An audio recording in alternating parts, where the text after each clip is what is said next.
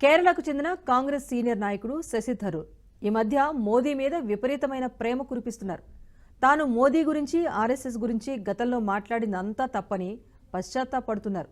COVID-19 సమయంలో మోదీ తీసుకున్న నిర్ణయంతో మన దేశం పట్ల ప్రపంచ దృష్టి కోణమే మారిపోయిందంటున్నారు. ఒక రకంగా ఇప్పుడు భారత్ అనేది ప్రపంచ దేశంగా మారింది అనే సంకేతాలు ఇస్తున్నాడు శశి. మరి శశి థరూర్ పశ్చాత్తాపం వెనుక పరమార్థం ఏంటి? కమలం గూటికి చేరుకునే ఆలోచనలో ఉన్నారా, లేక కొత్త గూడు నిర్మించుకోవాలి అనుకుంటున్నారా?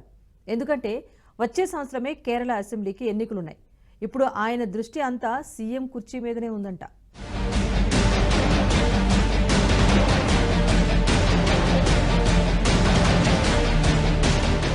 కాంగ్రెస్ పొగ పెడుతోంది, బీజేపీ ఆహ్వానిస్తోంది. మొన్న తిట్టిన నోరే ఇప్పుడు పొగుడుతోంది. శశి థరూర్ మారిన మనిషి ఎందుకయ్యాడు? పరిస్థితులకు అనుగుణంగా మారకపోతే మనిషి మిగలడు, పరిస్థితులు మాత్రమే మిగులుతాయి అంటారు.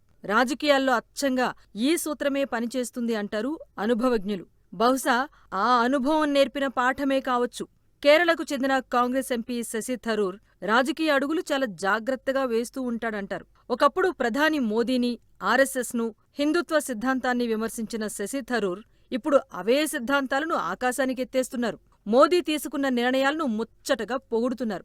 కోవిడ్ సమయంలో మోదీ తీసుకున్న నిర్ణయం కారణంగానే ఇప్పుడు ప్రపంచపటం మీద దేశానికి అద్భుతమైన మైలేజ్ సమకూరింది అంటున్నారు శశి. అన్నింటికన్నా మిన్నగా ఇప్పుడాయన హిందుత్వాన్ని తెగ పొగిడేస్తున్నారు. As a Hindu, I can claim adherence to a religion without an established church or priestly papacy. A religion as rituals and customs I'm free to reject. A religion that does not oblige me to demonstrate my faith by any visible sign, by subsuming my identity in any collectivity, not even by a specific day or time or frequency of worship. There is no Hindu Pope, no Hindu Vatican, no Hindu Catechism, not even a Hindu Sunday. As a Hindu, I follow a faith that offers a veritable smorgasbord of options to the worshipper of divinities to adore and to pray to, of rituals to observe or not, of customs and practices to honor or not, of fasts to keep or not. Its capacity to express wonder at creation and simultaneously skepticism about the omniscience of the Creator are unique to Hinduism.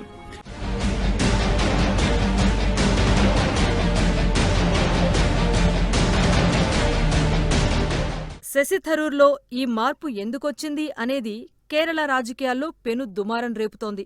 వచ్చే సంవత్సరం కేరళ అసెంబ్లీకి ఎన్నికలున్నాయి. తాను కేరళ రాజకీయాల్లో కీలకమైన పాత్ర పోషించాలి అనుకుంటున్నాడు శశి. ఆయన నేరుగా సీఎం కావాలని బయటకు చెప్పకపోయినా కాంగ్రెస్ హైకమాండ్తో తన మనసులోని మాటను క్లియర్గానే చెప్పాడంట. కానీ హైకమాండ్ మాత్రం శశికి అనుకూలంగా లేదు. వారి మనసులో వేరే ఇంకెవరో ఉన్నారు. కేరళ కాంగ్రెస్లో సీనియర్ నాయకులైన VD Satheesan, Ramesh Chennithala, KC Venugopal, K Sudhakaran వంటివారు సీఎం సీటు మీద కన్నేశారంట. వీరంతా బలమైన పోటీదారులుగానే ఉన్నా హైకమాండ్లో కొందరి ఆశీర్వాదం శశి థరూర్కు ఉన్నా రాహుల్ మొగ్గు మాత్రం కేసీ వేణుగోపాల్ వైపే ఉందట.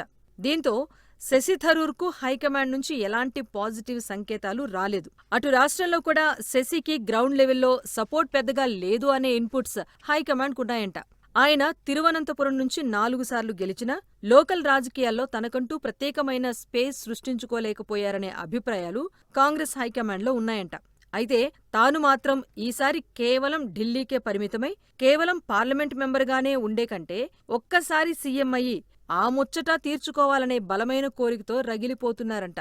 మరి ఆ కోరిక తీరాలంటే కాంగ్రెస్లో ఎలాగూ అయ్యేలా లేదు కాబట్టి ప్రత్యామ్నాయం దిశగా ఆలోచిస్తున్నారు. తన డిమాండ్స్ పట్టించుకోకపోతే తనకు చాలా ఆప్షన్స్ ఉన్నాయంటూ నిర్మోహమాటంగా మాట్లాడటంతో ఆయన రూటు క్లారిటీగానే ఉంది అంటున్నారు రాజకీయ పరిశీలకులు.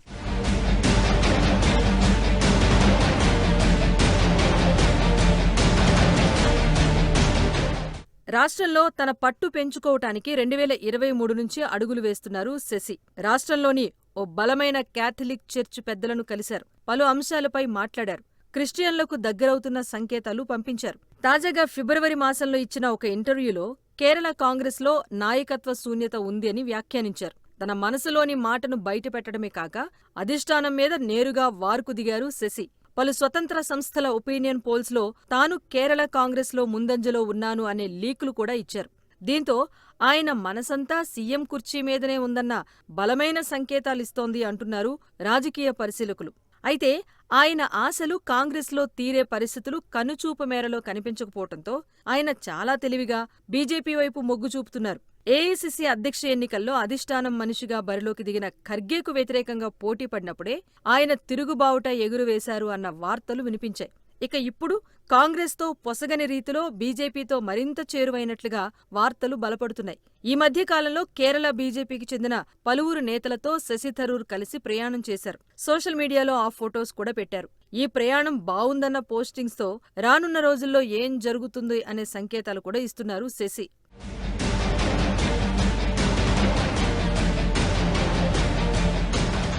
గతంలో శశి థరూర్ కోవిడ్ వ్యాక్సిన్ను అత్యవసరంగా ఇవ్వటంపైన సందేహాలు బహిరంగంగానే వ్యక్తం చేశారు. ఆ తర్వాత 100 కోట్ల వ్యాక్సిన్ డోసుల మైలురాయి సాధించినప్పుడు మోదీ ప్రభుత్వానికి క్రెడిట్ ఇచ్చారు. ఇది కాంగ్రెస్ నేతలకు రుచించలేదు. ఇలాంటి తరుణంలో తాజా మోదీ సర్కార్ వ్యాక్సిన్ రాజనీతిని గురించి ద వీక్ మ్యాగజైన్లో ఆయన ఏకంగా Covid silver lining for India పేరుతో ఓ కాలం రాయటం ఆసక్తి రేపుతోంది. ఈ వ్యాసంలో మోదీ నాయకత్వంలో భారత్ అంతర్జాతీయ నాయకత్వానికి ఎదిగింది అంటూ కితాబిచ్చారు. ఇది భారత సామర్థ్యం ఎలాంటిదో ప్రపంచానికి చాటినట్లయిందని కొనియాడారు. ఇలా శశి థరూర్ బీజేపీకి దగ్గరవుతున్న సంకేతాలను మరింత బలంగా ఇవ్వటం కేరళ రాజకీయాల్లో ఖచ్చితంగా పెను మార్పులు తీసుకొస్తుంది అంటున్నారు.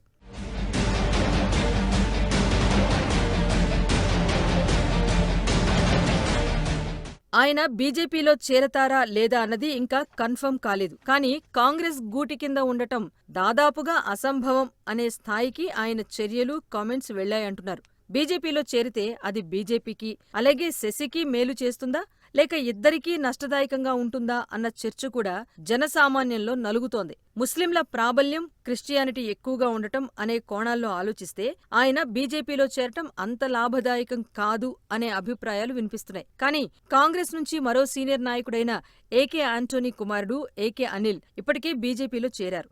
ఏకే ఆంటోనీకి కాంగ్రెస్కు నమ్మిన బంటుగా, నమ్మకమైన నాయకుడిగా పేరుండేది. అలాంటి కుటుంబం కాంగ్రెస్కు దూరం అవటం, ఇప్పుడు శశి థరూర్కు కూడా దూరం అవుతూ ఉండటంతో కాంగ్రెస్ అత్యంత బలహీనంగా మారింది అంటున్నారు రాజకీయ పరిశీలకులు. మరోవైపు కేరళలో క్రిస్టియన్ల మీద ఇస్లామిక్ జిహాదీ శక్తుల దాడులు విపరీతంగా పెరిగిపోయాయని, వారంతా ఇప్పుడు బీజేపీ వైపు చూస్తున్నారన్న వాదనలు బలంగా తెరమీదకొస్తున్నాయి. ఇలాంటి తరుణంలో శశి హిందుత్వం పాట పాడటం, బీజేపీకి సన్నిహితంగా అయిపోవటం చూస్తూ ఉంటే రానున్న రోజుల్లో ఎలాంటి పరిణామాలైనా జరగొచ్చు అనే సంకేతాలు వినిపిస్తున్నాయి.